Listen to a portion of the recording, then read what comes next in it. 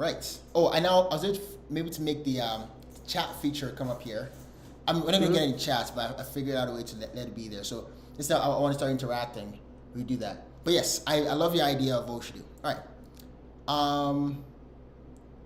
So I mean, we're starting broadcasting right now. Okay. Topic. We're so good at this, obviously. So good at this. Speaking of, I'll be right back because I feel like I must have a beanie on because otherwise it's out of brand. So I like this beanie. It's comfortable. It's good. So I'll be right back. I'm gonna grab a beanie. We'll be beanie boys.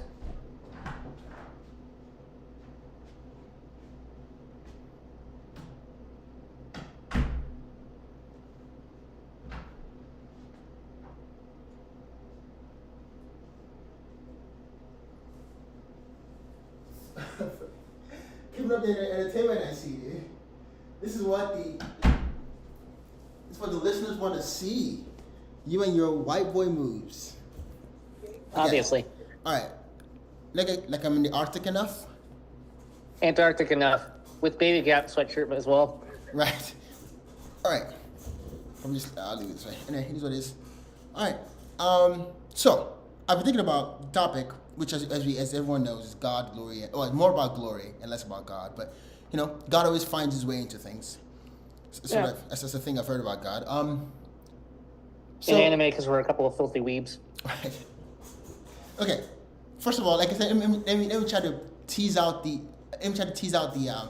my I guess where my head's at by just asking you a couple questions just to kind of gauge where you're at on this. So, if you think about the themes in anime that come up a lot, right? Other than the obvious ones like friendship and like never giving up and like stuff like that. What's so funny? I don't know. I'm just like thinking of all the parodies you can do with that one. It's just friendship. Yeah. And also that I'm thinking here because it depends on genre, of course. So, like if you're thinking about romance genre, then you already know like the tropes with that one. I'm not even gonna go there, but I guess broadly speaking, right? Like what themes cut across genre of anime? Do you think?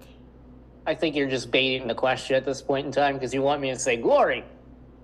Well, that's what yes, yes, but actually no. But I'm trying to get at something with that, right? Right.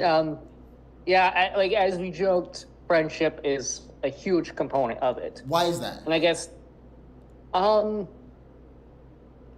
think a part of it is Japan being a rather traditional society to a certain extent. Now, of course, us being Westerners, we can't really fully grasp it. So I'm only doing this from my Western perspective, I suppose, right? That was, first of all, thanks for saying that, but that was unnecessary to be said. But I suppose, but you always have to give these things, right? No, you don't. But I'll let it slide. Well, if I don't, then someone else is going to do it for me. Fair enough, but also it can be assumed. Okay, sorry, I don't want to get bogged down on this point. Okay, I'll let it go, but unnecessary. Okay. Bad beanie boy, bad.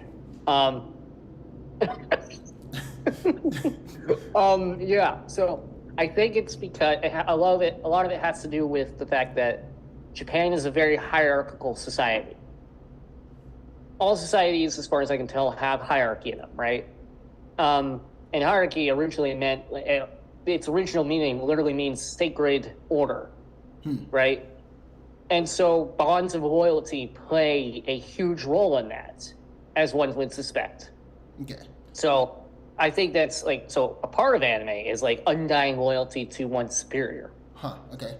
And that seems odd from our Western perspective because Americans particularly hate the government. We hate authority. Right, so, okay. This is why I love this conversation, but this is kind of hard to track these conversations, okay? So, you brought up a key thing that I was hoping to get at with the question, which is the interaction between what the authors and makers of these shows have in mind and like the cultural background and how it intersects with the broader audience. Because anime is not just in Japan. Like it's obviously not Japan, duh. But it's a very, very popular thing. And sometimes I was trying to figure out like why that is so popular. And the one that was easier enough to broach is what you brought up, like friendship. So I'm trying to ask like, why is that theme so like almost like has such a stronghold? Because literally every anime you watch has the theme of friendship. in one way or one form or another? I think it's. I don't think it's that it's so. I don't think it's absent from our media. Yes. To me, it's not just like in your face as much. And I think the reason why maybe it's so prevalent in anime, like everything from shonen to seinen to shoujo, everything, is a lot of to do with, obviously the hierarchy and stuff like that, so bonds of loyalty. But I think also because Japan, statistically speaking, can I speak? Oofda, is a very lonely society. Okay. Very interesting. Wherein the work culture is, I don't know if it's changing or not, but, last time I checked, is rather extreme. Especially as compared to what goes on here. We have a pretty insane hustle culture to a certain extent, but it's nowhere near the same as the East. And so it might be that there is a lack of friendship, it feels. And so people always want to put those themes in. Okay. We're driving right now because so the way if the question was posed to me, the way I would answer that question is so that is an objective thing that people can touch, right? So it's like when they say anger is a motivating emotion, it doesn't matter if you are a tribe in Africa, wherever you are, you have the ability to feel angry, right? And also, and so with friendship, it's one. I think it's one of the easier ones to portray on camera, but also one of the harder ones. But it is a thing that people can. Oh yeah, those two people are friends. We can spot it here, even when they're. Yeah, it's kind of one of those. It's C.S. Lewis. Sorry to interrupt you there, but C.S. Lewis came up. He has one of his more famous books called The Four Loves, right? And so you have eros, sexual love. You have agape, kind of all-encompassing, congenial. Yeah, like general. Then you have philia, I believe, and that's family and all that stuff, parent, child, that sort of stuff, and then storge, stoichi, something like that. Yeah, S-T-O-R-G, Greek, obviously. Yeah. And so, but he talks about on his chapter in the book on friendship and on love between friends, is that many people won't have that in their life. Interesting. As sad as that is. Because it's like, and he's like, look, even if that friend of yours goes away and you don't see him for 10 years, if you suddenly run into each other on the street, you can go sit down at the pub together and it's like he never left. Right. And I feel like to a certain extent we have that. Oh yeah, absolutely you have. And again, cover your ears because I wouldn't be nice here, but it's like, I've been thinking about that a lot more. I know what? The case is right. Yes, I'm dropping the case. So yes, so friendship, like we're alluding to, is a I guess a virtue or it's a theme that can be easily existentially generalized, right?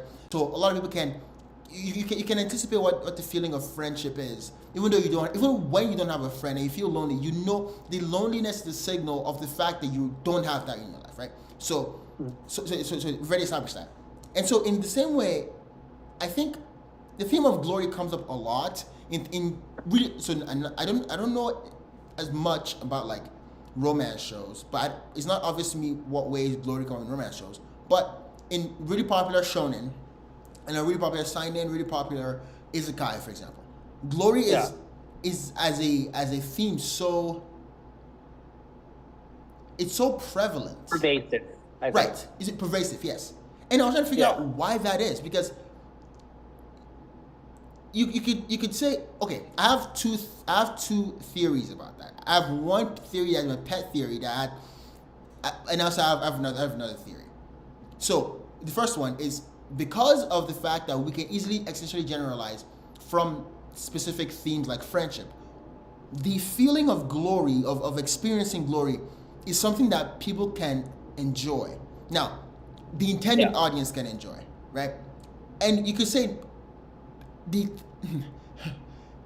trope of any weeb out there is not that they're glorious people in real life. In fact, far from that, they are probably the most like nerdy, lack of social skills people ever. right? Now I'm generalizing We're here. do that. Yeah, myself included. Just imagine my face, or anyone think of a weeb, right?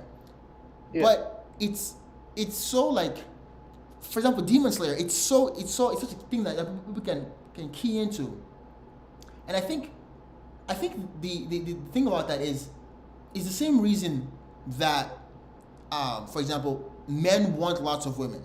The same reason, for example, that like we want to have we want like, oh, there's a family and I have things that I protect, kind of thing. It's not necessarily because glory, as it's again one theory on the side. The second one I think is more interesting. I'm not saying that glory is an end in itself, but it's like, oh, it's a byproduct of another thing things that we so really want. Pervasive is the overriding concept of goals. Yes. And things they need to achieve, right? The Naruto, like, I'm gonna be Hokage, like incessant. Yeah, like Asta's I'm gonna be the Magic King or something like that. Yeah. Magic Lord or something like that. But we see this in Western media as well. So like, Batman's mission is justice. I want to bring I want to scare the living daylights out of criminals, all that jazz, right? What makes, I think, the Joker so terrifying is he doesn't have an apparent goal other than chaos. Right. We established that last And that's honestly what creates a sympathetic villain, is that they have a goal that you can sympathize with. Yes. Or a reality that we can empathize with. Like, well, if that happened to me, I might do just that. You talked about that with Shigaraki. Yes. In My Hero Academia. NHA. Yeah. So it's goals that we can get behind. Yes. Oh, that's actually a really good point. It's like, it's not necessarily the glory in itself. It's like, if it's a goal that we can get behind, the glory that comes out of it is the thing we can actually enjoy.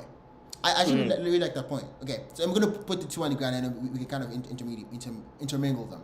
The second one is, so Schopenhauer once he was establishing that there are some virtues or some values, right, that we only appreciate because they distract us from something else, right? And I think glory, in my mind, falls into that category because it could be a goal that people seek to achieve, but it's like it becomes, but it does become kind of it could be a value that people seek to achieve because to distract themselves from something else, right? So here I'm thinking of people like that just invest everything they have to get power, right? So for, I guess, glory for glory's sake kind of thing. Like you can imagine a way where like they're running from something. Even God of War, for example, is the perfect thing, right? So this I don't know that much. I don't recall that much about that story, but killed his family, right? And then he's on this like rampage, just killing all over the place, right? You could say, I mean, he's obviously, he's called the God of War. Like, there is glory in his life, in the life he's lived. But if you remove that glory, like it's distract. I guess it's trying to cover the one thing that he's missing.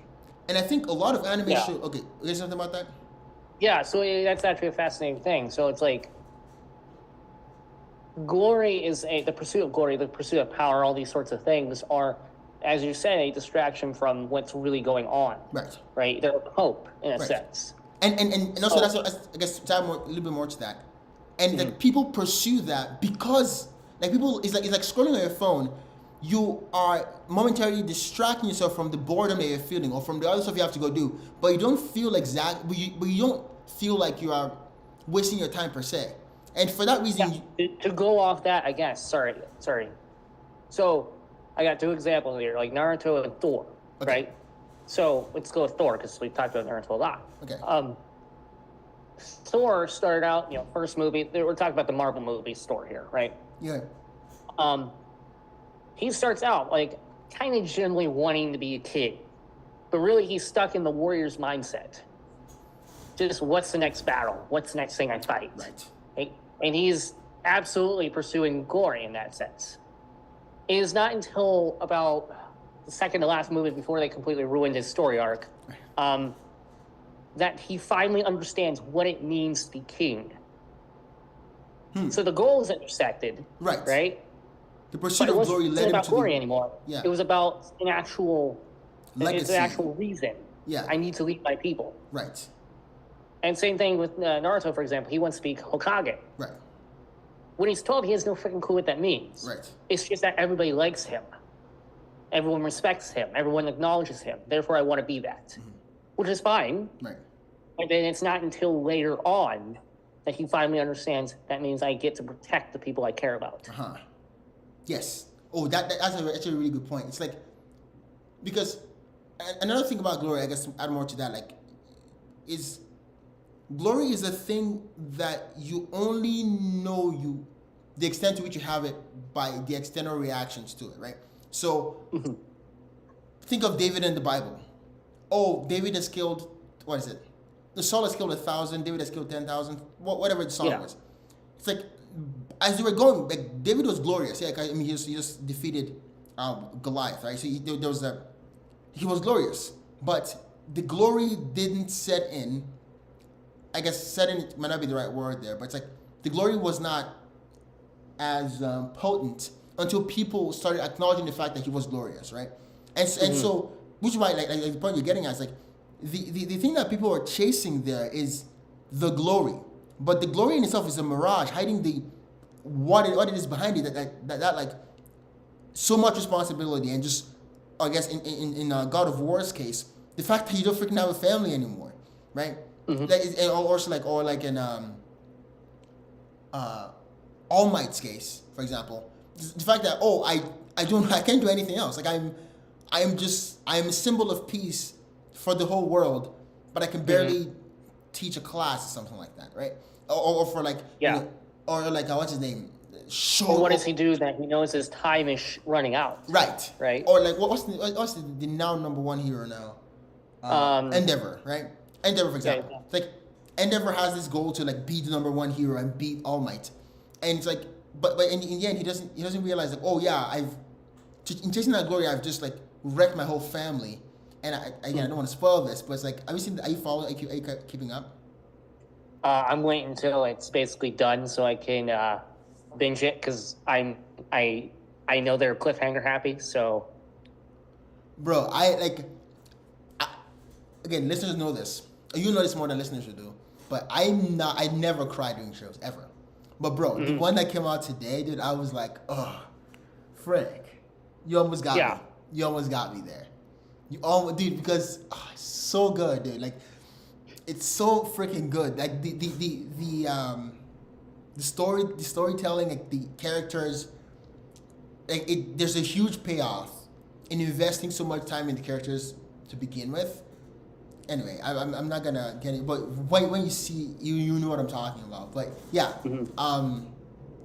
glory is a mirage. It's also you don't know how much glory you have until people almost express that to you, and it's like, okay, even more to that point, it's like, which kind of makes the I guess glory as a goal more pernicious in a very real sense, because like you're chasing a target you don't exactly know, I guess, is a target, right? So it's like maybe in the real world it's like you're chasing something that might just be hiding. It's like, oh, we need a market basket of all the things that I respect. What do we call that basket of things? Glory. Or what do you call a basket of things? Respect. It's the most general thing a young man can pursue. Right. But specific enough for them to pursue it. And you do. Say that again, sorry. I interrupted you. You go first. No. So, yeah, you need those. It's almost essential to have that sense of glory, I guess, because that's the only thing that you can get people moving with. Right. Particularly young men, because it's like, what? So it's like, another C.S. Lewis-ism, is that the entirely rational man would not die for his country, much less his family. And so if we try to break down all these, well, I just want money, I just want this, I just want that, it undermines you. It kneecaps you preemptively, I think. And so you kind of have to have that imagination, I guess, that metaphorical drive, I guess, to put it very poorly, in order to be able to pursue your goals, and then you kind of find out your goals later in life. It's I love that point a lot, because it's like it's glory in itself is a goal that it's a packageable goal that young men can actually follow and go watch and chase after. But it's specific enough where like you get the gist of what exactly it is that you're going for. For example, like you talked about with Naruto, at 12 he doesn't know what exactly it means to be a Hokage. He just knows there's like there's respect behind it, there's glory behind it, there's there's love and there's adoration from people. But then you end up knowing, crap, this is there's a real risk to pursuing glory, though. Like, this is why it's so fraught. It's like eventually it wears out, and you kind of see underneath the gilded cover. Yeah. Right. And you have to fit, and you're going to find out whether it's rocks or if it's more gold. Right. So that's how you get jaded old men when they pursue things that are wrong. So it's like, I guess to preempt next week's discussion, it's a tale of Ebenezer Scrooge. He pursues money and business and all that stuff for so long that he wakes up in his old age to realize he has nothing. Just a cold, lonely house, only for him. And he's able to recover from it, but most people aren't. Most end up like Marley's ghost. Right. Bound by the chains they've crafted over the course of a lifetime, and all because they picked a bad goal. Right. And okay, this kind of gets to why I think glory is so squirrely. Because I think hot take here. I think glory in anime is a more interesting, or I guess underrated theme to discuss or to explore than friendship. Because friendship is not too feel good, but it's like we get it. Also I do think one anime that does this really does friendship really well. Well, again, maybe it's might be recency bias, but it's Overlord, right? Because I do think it captures it quotes a line that captures the ultimate pinnacle of friendship, right? It says, "No greater love than this, than a man laid down his life for a friend," right? Which is what Christ said in the Bible. And they're literally quoting it in Overlord. I'm like, yes, okay. So of all the anime in the world, that you're aiming for that peak, right? That's that. But then if you try to explore what glory is in anime, it's like you don't know exactly if, like I mentioned before, if what you're going for is what you can actually hit, right? You don't know, or maybe when you get there, it's like, it's actually more gold or it's actually rocks. But also it's like, you don't know if the glory itself is a distraction. Maybe the thing that you really want, or the thing that you should really pursue, is something else different entirely. So for example, and what comes to mind here is the theme of revenge, but more so with Demon Slayer, right? So Tanjiro is like, oh my God, you killed my family. I'm gonna come after you and murder and kill you, Muzan. But the first person he meets is, I forget the name of what are they called again? Rengoku? Hashira. I forget the name of Hashira. Water Hashira. Right, like. Crap. And yeah, I forget his name as well. But it's like, but you see, like, I couldn't help but feel like, okay, well, obviously you know you have to become much better than you are. That's very clear. But it's like, it's almost dispassionate the way the Water Hashira was about killing Muzan. Because it's like, it's my job. And you might be like, he's kind of jaded, or he seems, but it's like, go on. I guess to go on there, I kind of disagree with you on Tanjiro's goals there, because his first and foremost instinct is to protect his sister. Yes. So he's calling her out. Yep. But number two is when he starts killing demons, he's actually putting him to rest. Right. And that's something that's a fascinating part about Demon Slayer, I suppose, is that it's not about vengeance. It's not about hate for Tanjiro. It's about These people are actually suffering. That's true. Okay. And they can't move on from that suffering until I put them down because it's unnatural what's happened to them. Right. Fair point. Fair point. I'll take that point. And he doesn't even seem to hate Muzan all that much. He doesn't? I think his opinion of it, and maybe I'm wrong, but I've always taken his view of it is he's done terrible things and he's going to continue to do terrible things until someone stops him. Right. Okay. Fair point. Maybe that was a poor example of what I was trying to get at. But the broader point I was trying to get at is like...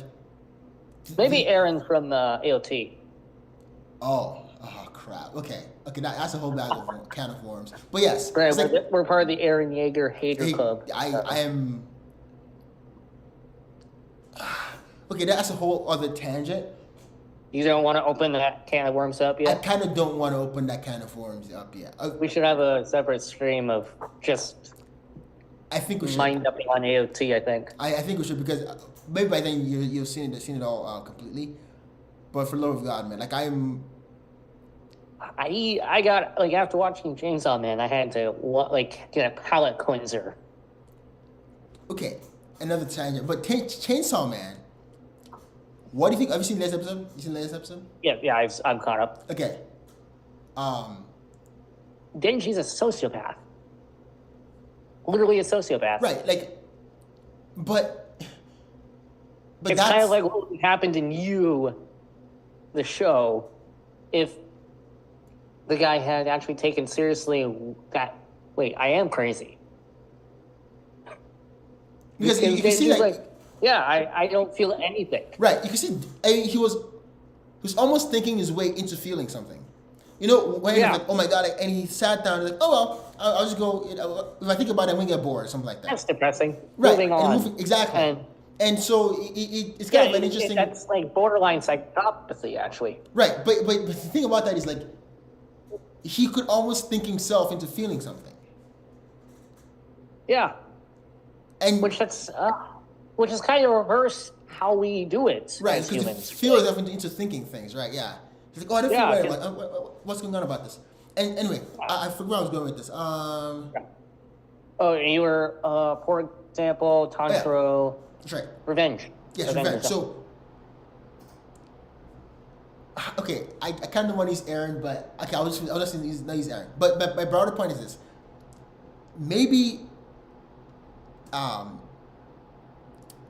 glory is a sufficient motivator, or motivates someone enough, right? Which way again, like I was talking about, my broader point with that was, it's actually would be very, very interesting to see what anime does glory to the pinnacle of, like, for example, of almost like giving a trope of what glory could be in anime, because it's like it's not entirely obvious that a show based on glory is, I guess, a character whose whole goal is to achieve glory is compelling enough to, I guess, move a whole show. I don't think. I don't. Yeah, it's always the secondary goals that. Right. I think it's better as a byproduct, right? Yeah, so, I think it is. Trying to think. So, and why are you thinking about this? I guess a long-winded way of getting to the question I was going to ask you, Frick.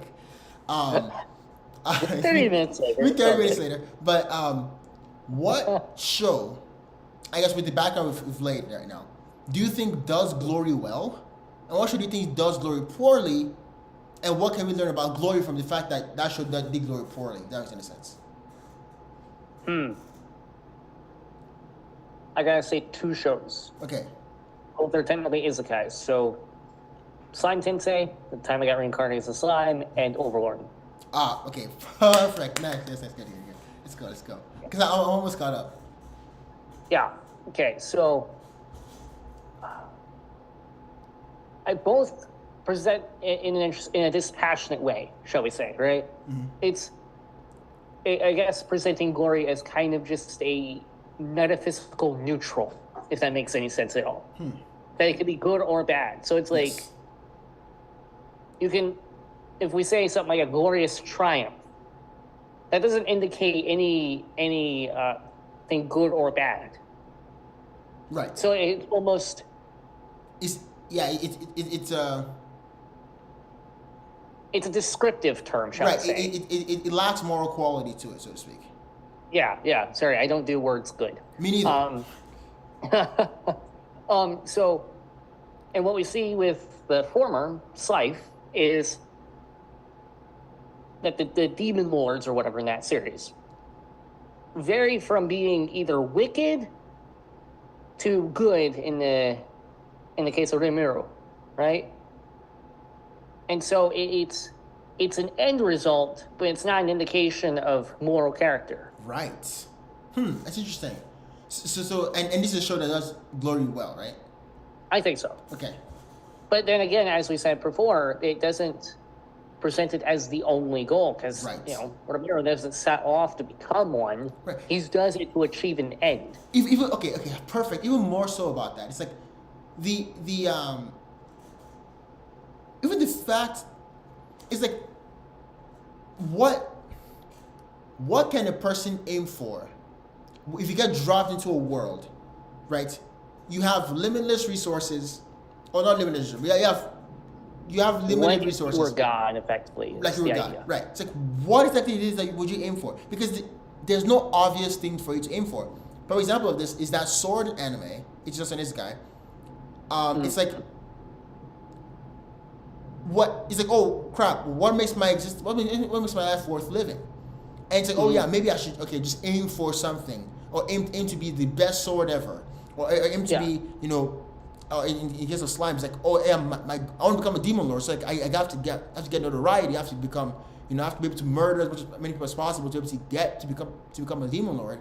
And it's like the glory. I guess if you go back to this point, like the glory in itself is a sufficient starter goal, right, to achieve whatever it is. Because otherwise, like, what else would you aim for if you have godlike powers? It's like you drop into this universe, go live. Yeah. So it's with the former reincarnated as a sword, absurd title, of course. Yeah. And good anime. Who knew? It's interesting because it's like it's a very old style of thinking. The way they present it is, I am a tool that must be used. Right. I was born to do a specific role in life. Right. And if I'm not doing that role, I am not fulfilling my purpose. Therefore, I'm not really living.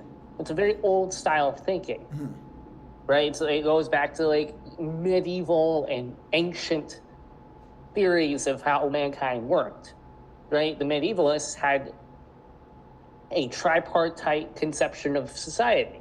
There were those who fight, those who pray, and those who work. And each one fulfilled their role. And if you didn't fulfill your role, you weren't right, effectively. So that's a very interesting, and I guess going back to the idea of hierarchy, because it's like it's that sacred order. Like, this is the way things are supposed to be. Yeah. If you deviate from that, you're in the wrong. Oh, okay. Love that. That made me think about,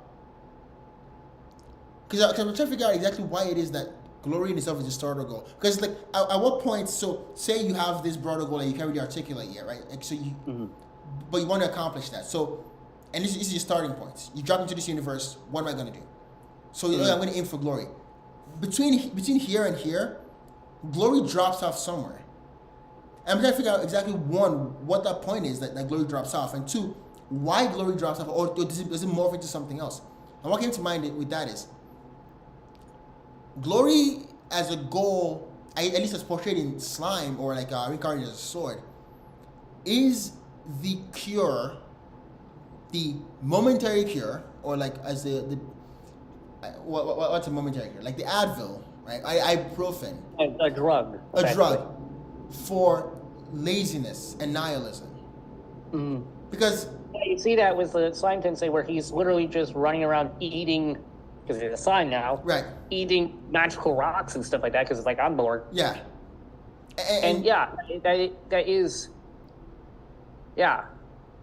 So I guess where does it then drop off? Because we know that necessarily glory does become the byproduct, right? And he's responsible for other people, I think. It's a sword. I forget his name. I think his name in the anime is literally Sensei. Yeah, but also who cares? Like, I have to take care of this girl now. Right. I have to protect her. That's his goal. That's his purpose now. Yes. Okay. It's no longer I'm gonna pursue glory. It's no my pursuit of glory, no matter what it is to make sure this girl stays alive. Okay.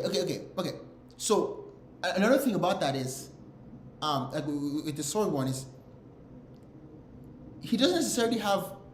He kind of has a weird form of notoriety. So, okay, I guess you should probably philosophically distinguish between glory, notoriety, and have a working definition of that. Because glory is a byproduct of, say, a life lived courageously. It's just broadly defined as that, right? Yeah. I know you could quibble with some things there, but broadly defined. And then two, notoriety is almost not the contrapositive of glory, but it's kind of the... It's what glory becomes if pursued wrongly. So I guess to go off that real quick, I suppose, it's like, why do we pursue glory? I think a part of it is because it's the rules we perceive that society is run by, and therefore that is the path we can take in order to climb the social ladder or the hierarchy or whatever, right? Yes. So Yes. I guess like hunter-gatherer band, you have like the village chief and then the top hunters or whatever. You as a young man, what do? Well, if you want to be able to grow up and have plenty of food and wives and all that stuff, what do? Well, you become a great hunter. You're daring. You go out and you kill the biggest boar you can and all that stuff. And so, but those are the rules that society is run by, right. I think. And so that's a goal you can pursue with a reasonable expectation that you can. Ooh, I love that point a lot. So it's almost like you chase glory because other people will sign off on it. But it's like saying one thing that Adam Smith says in Theory of Moral Sentiments is that we not only like to be liked, we also like what other people like what we like. Right, it's like, and so the easiest way to like just talk about the market basket of all possible virtues that everyone else can sign off on is you getting glory. I love that point a lot. That's a really good point. So so it's also, I guess, to go back to anime, Naruto he pursues Hokage because he's a reject. He's an outcast in society to a certain extent because not only is he a prankster and all that stuff, and he doesn't have a clan, but also because he's a Jinchuriki. He has the demon inside of him, and so most people don't trust him. Right. And so he thinks, okay, if I can get to become a ninja, a shinobi, and then climb up the ranks and get to Hokage, then they'll accept me. I'll be part of the hierarchy. Yes. People will sign off on, okay, yeah, this guy's a great guy. This guy's glory. Oh, it's okay. I'm trying to like not talk to. Okay, we got just 38 minutes. We're fine. One more thing about this. So, go back to the notoriety point. I think notoriety is glory to make a point because, like I mentioned earlier. Sorry, I just gotta get this point out. It's exploding out my face now. So notoriety is glory when it doesn't fulfill society's expectations or goals, I think. Right, exactly. Madara, for example, is notorious because he's trying to upend the shinobi system. And, it's the old saying, it's better to reign in hell than serve in heaven. Right. Or, what's the old Machiavellian life, it's better to be feared than loved. Yeah, loved. And those are all statements of someone who can't make it traditionally, yes, and therefore has to find another path. Exactly. Also, and when they take that other path, we have to begrudgingly respect them. Right. Exactly. It's like, because it's like glory, notoriety is like you just mentioned, is glory not properly socially ordered. But the entire reason it's not again not the contrapositive of glory per se. It's just like no.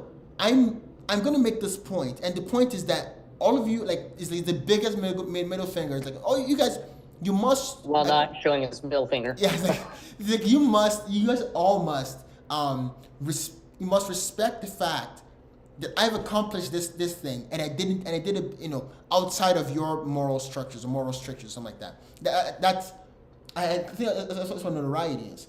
Then I guess the question that comes to you, since you brought up this show, and I've been watching this recently. Overlord. Mm-hmm. In what way does glory play there? Glory and notoriety, like the distinction between both of them. Like how does that play in that show? So, I think to go back to the previous conversation, it's the difference between the rot and the gold. Because we see, so for example, in the Re-Estes, how the heck you say that? Re-Estes or whatever. Yeah, or whatever. Yeah. They need to come up with a better naming system. Kingdom. Underneath, it's truly gilded in the sense that once you scrape away a little underneath, it's just rotten. There's nothing left. Yes.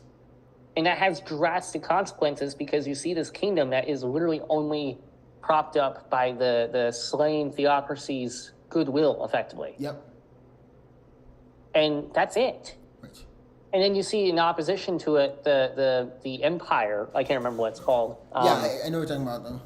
With the long name of the emperor. Yeah. Ainz, when he sees the emperor, he's like, that's a king. Yeah. That's an emperor. I want to learn from him. Because he sees that's how you run your system. Because underneath that is gold. Right? Everything works. And it's mostly by that guy's pursuit of power, his willingness to upend the system to a certain extent, and all that. Okay, my brain is throbbing right now because I must make this point. Okay. To kind of give you I guess toss it back to you, by the way, Mike, like a counterexample to your definition of notoriety. Mm-hmm. What was that extremely wild show that we watched where there were mushrooms and flying hippos? What was it? Sabico. Yeah, Sabico Bisco, something like that. Yeah, I can't remember. Yeah, that show. Incredibly rushed, I will say. They could have.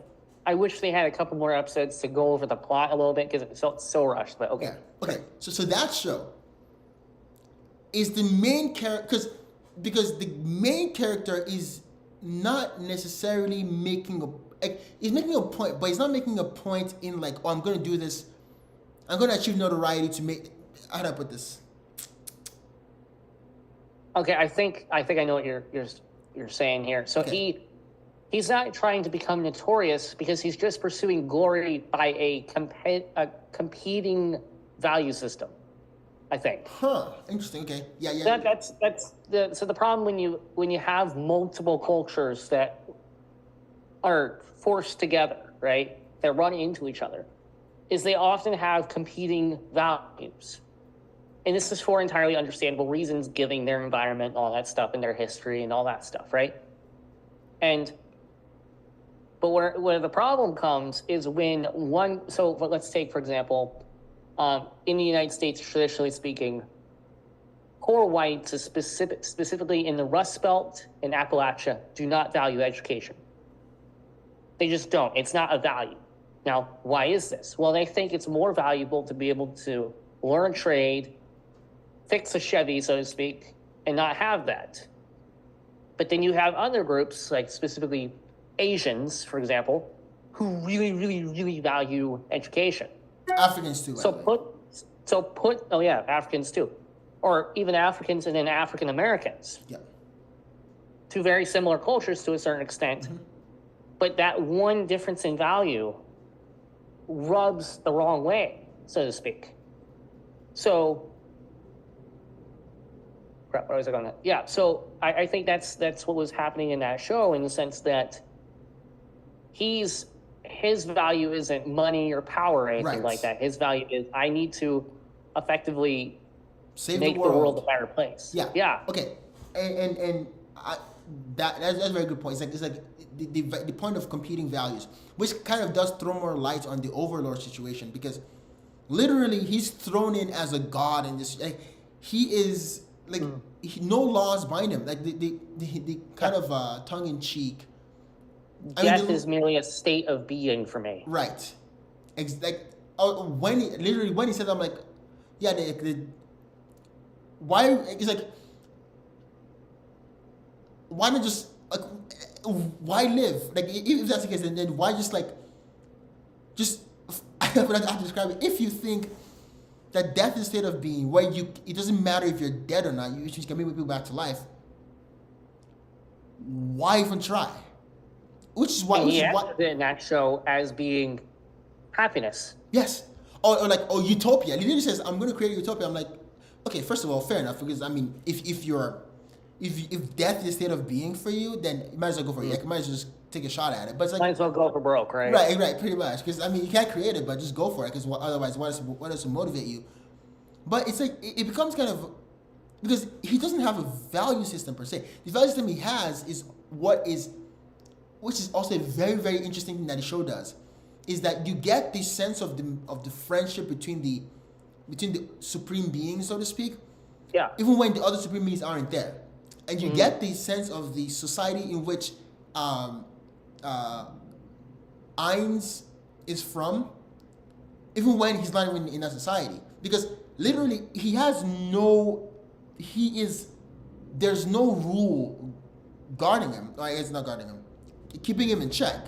But he has such a interesting moral code. Oh yeah, I want to hear your opinion about stuff. Oh, it's fine for you to disagree. And it's like although it's like, but he's also blasé about things that normal people aren't. Like, so for example, he has no compunctions about killing humans. Yes. You literally cannot connect with them on a fundamental level anymore. Exactly. And I think that's also because of the fact that he death instead of being for him. And he also says that, if he tries to bring them back, like, they can't even survive being brought back because it takes so much magic life or whatever out of them. Mm-hmm. But yeah, so the point made about the competing value system. In that sense, I guess to ask the question again, is the Overlord, Ainzun's goal or whatever? Ainzao goal. Crap, you messed me up. Yeah, Ainzun Gon. Ainzul Gon. Ainzul Gon. You and your brilliant naming. It's bad. Like, ability. Maman is way better. Mamanga is way better. But is he notorious or is he glorious?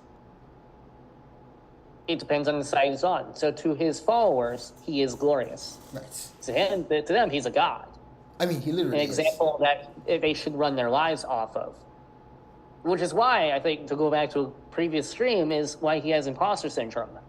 Because he's like, I can't live up to those. Oh yeah, and it's so funny. So to go riff on that a bit, it's so funny how I was thinking about how this is a they did capture human nature in this way, where like literally everything he does is perfect. Like they'll spin it in such a way that is the perfect example. Yeah, of this. it's 4D underwater hungry hippos chess. Yeah, it's every single move. Even like the point I'm thinking about here is they're trying to get to Dwarf Kingdom. You seen that? No, but Crap. Go ahead. I'm going to watch it anyways. Okay, so it's trying to find to get some technology from the Dwarf Kingdom. So they go to Dwarf Kingdom, and while they're there, the dwarves are being invaded by a some species of beings, right? And so he sends two of his death soldiers thing. You know those the march? Death Knights. Death Knights. He sends two of them out, and then they start fighting the animals, and then the animals cut the bridge, and then the soldiers fell through the bridge into a deep ravine, I guess, pit. Ravine, whatever. And they died, right? And so he got the message, they killed two of my death knights. Like, ooh, there's some people there that must be at least level 45. And so, but he didn't know that they fell. They just cut the bridge. Yeah, just cut the bridge. So Yeah. And so he ended up going outside, and he was trying to correct Shaltier Blood Fallen or whatever. Oh, yeah. Another sidebar here. Like the best name is Sebastian. Like, dude, I was like, Sebastian, nice, good job. Yeah. Yeah. Oh, because that would end like in about 5 minutes, but I'm gonna ask your favorite character in that show. But anyway, so he makes the mistake of saying, "Oh, the people there who actually killed the knights." He didn't know that they fell there, and so he kept going with that stuff. And Aura was gonna say, "Oh, by the way, I think he just fell into the ravine," and he was like, "Shh," and Aura was like, "Oh my god, okay." And it's talking to Shaltier because Shaltier is being trained, and then so later on, Aura tells Shaltier, "Oh, by the way, like he fell into the ravine," and Shaltier was like, "Oh yeah, maybe Ainz made a mistake," and Aura was like, "What? No.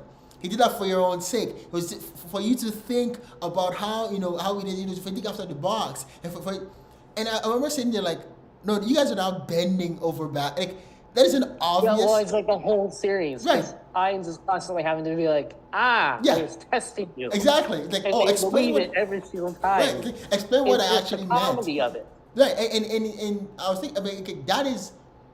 Imagine you have a charismatic leader like that. It is. It is so. It just doesn't because of my faith, of course not. But it's like it just kind of make you question, like, oh, maybe I should challenge more. I guess it's like if only the Tsar knew. Yeah. Right. It's if only the king knew, and it's like we tend to put our monkey brains, right? Tend to put so much emphasis on on our leaders in the sense that, well, why haven't you helped me? Or why haven't you done this? Or he just must not know or whatever. Yeah. When it's like, we completely forget they're human.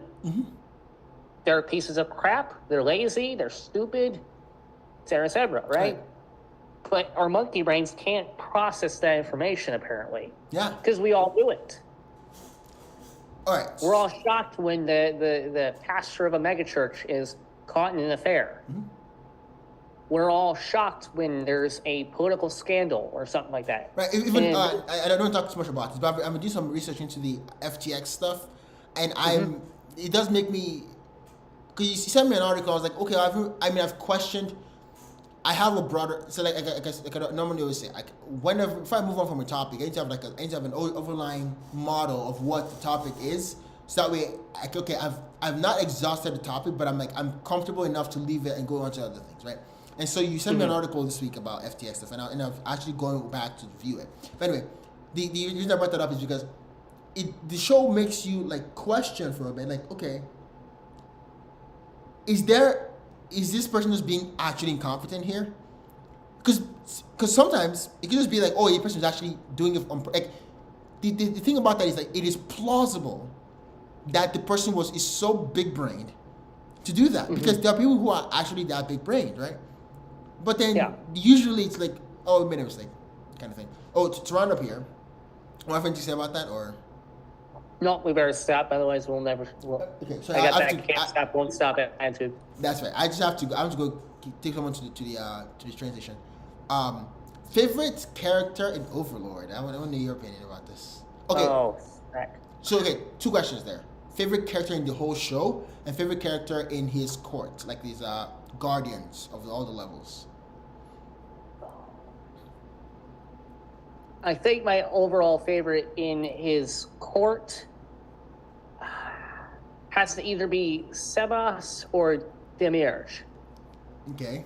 Why? So, because the reason I say both of them at the same time is because Sebas is kind of the angel on his shoulder, so to speak. He actually likes humans. He actually doesn't want to murder them all. Yeah. He sees the nobility in them, right? But Demirj, because he's the smartest guy there, but also the stupidest, because he doesn't realize his boss doesn't know what he's doing. Right. He's too smart for his own good. Yeah. So it's that old problem of you can have super smart people believe incredibly dumb things. And it's only in hindsight that they realize that was stupid. Yeah. So, yeah. I think a whole world, Um. I guess I would probably have to say the same thing. Although I do freaking love Ainz. He's a fun main character. Yeah. Oh, I was gonna say he's that perfect combo of not being stupid, yeah, but not being freakishly competent. Right. I was gonna say another character that has glory in that show is the King's Sword. Sword Bear, the hero. What's his name? Gazef Stronov. Yeah. That guy is glorious. Like he even the way he died is glorious. Anyway, I love that. I actually like your answers. Like the character that kills me every single time it pops up because of how Ainz reacts to him is the one in charge of the treasury that he created himself. Oh, Pandora's actor. Yeah, but it's like, bro, I cry every time I see that character because I was like, oh my god, what am I doing? Like, it's like you're a mistake. My favorite character, I think I have to go with Sebas. Because while Demiurge or Demiurge, you just like butlers. Well, I do like Butler. Like he's so slick, so nice. That she just. Yeah, but I think the reason I like him is because I don't know. He's such a. Like he doesn't. It's not obvious to me that he's trying too hard to be anything, right? So for example, Coquitos is trying too hard to be the warrior guy, and what's her name? Albedo's trying to be Ainz's wife. Right. Too hard. Even Shaltia Bloodfall and is too trying. Hard. Right. Even Aura also is not trying too hard to be anything. She's just trying to, oh yeah, I'm a child kind of thing. But she just wants the head pats, basically. Right. But then Sebas is just like, yep, I'm very competent in what I do. Like I said, and what's very important for me is like the guy who doesn't actually hate humans. I'm like, thank God.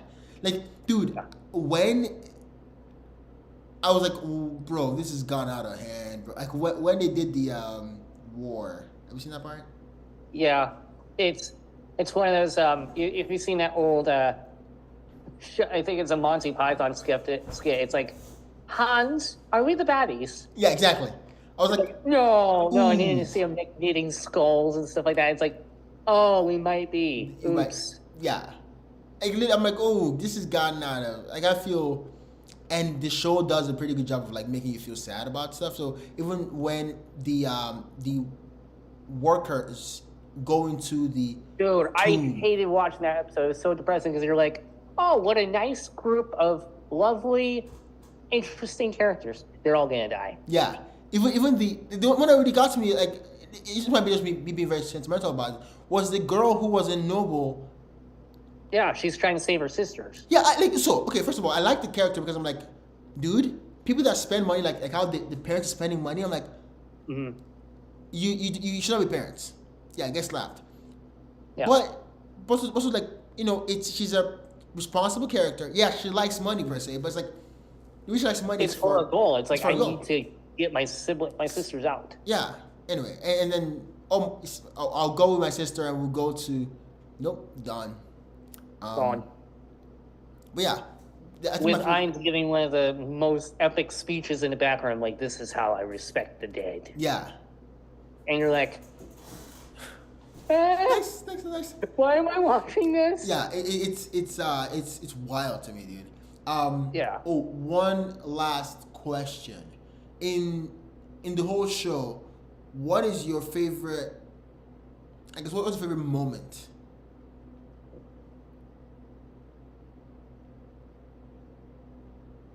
I know you hate these kind of questions, but I hate this. Yeah, it's kind of like, what's your favorite book? What's your favorite show? What's your favorite? It's like, it depends on the day, man. So the big problem I have with the show is, like, if of anything, is the animation. I can't stand the CGI. It's a lot. It's a lot of CGI. Yeah. So like the big battles, I can't really say those are my favorite at all because I'm just sitting there going, ugh, that looks bad. Honestly, it's very early on in the series, but it's like the moment he first gathers all the four guardians together and he sits on his throne and he asks them, "What am I to you?" That's a powerful moment. Because that completely set the tone for everything he does afterwards. Yeah. Because they could have said anything and he would have done it after that. Because it set the whole theme for the whole show of, I'm an imposter and I must lie until I can, get through this. That's a good one. So, yeah. So two come to mind for me. One was when he said, "Let's create utopia." The reason that the reason that my favorite moment in the show was because it actually gave the show, I know, it gives it a purpose, right? It's like before that, it was just kind of fun. Look, overpowered characters going to beat up on people. Yeah. But then after a while, I'm like, so where's the show going? Like, he wants to find his friends, I guess, but it's like, maybe wanting to find friends is a good thing, but to me, like that's what's driving the whole thing. Like it's not a point, and I can't see a climax point kind of thing. One is like, let's create utopia, so I'll be proud to show my friends that this is the kind of world I would create. I was like, okay, it's a good moment. That was a good moment there. And the second moment I loved the most was when Coquitos was like, where do you want to sit right now? And he goes on all fours, and he's like, sit up. He's like, is this comfortable? He was like, yeah. And then he was like, okay. And he looks up and thinks about his friend and stuff like that. I was like, that's a funny moment. Because you think of Coquitos as like the, warrior guy, and he's like, oh, sit on me. I'm like well, it was preceded by the scene where he sat on Schultz here, and he's sitting there going, what have you done, Pepper? Yeah, it was Pepper. What was the name of the character? Parashino or something like that? Parashino. And then Buku Buku is the other one that made the Aura and Buku Buku Chagama, something like that. I don't know. But yeah, it's all fun. All right. I think we are probably at an hour. I gotta rush and go do some stuff. Again, talk to you next week. Next week, actually, we're gonna start something really cool. So y'all should stay tuned for this. We also have to have like a good outro and a good intro kind of thing. Yeah, that would be for a professional broadcast. Yeah, if we just kind of start. So, and I would highly recommend no physical outros, because who's gonna walk? Like, when we start using, first of all, copyrighted. It's like who's gonna walk? Like, when we transition to what the changes we're gonna make, who's gonna see what we're gonna do? No one. You could have like a drum outro because you're good at the drums. I could record it. It's a good point. Yeah, well, I need to send you an anime to see the outro because it is the funnest outro ever. Okay. All right. Awesome. And peace. Peace out.